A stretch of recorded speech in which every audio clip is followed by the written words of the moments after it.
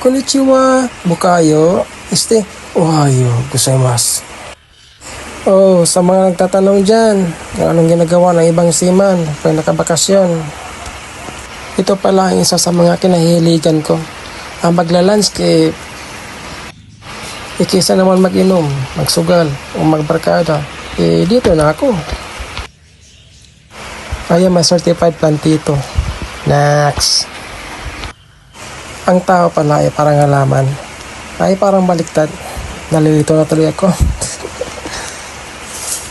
Ang sabi pala nila, ang halaman daw ay parang tao na kailangan ng pagmamahal at pag-aalaga para lalong gumanda. Masarap kasi sa pakiramdam, lalo na pagising mo sa umaga ay may bubungot sa iyong magandang tanawin. Di mo na kailangan lumayo para makapag-relax. Iwas gasto ka pa. O, saan ka pa?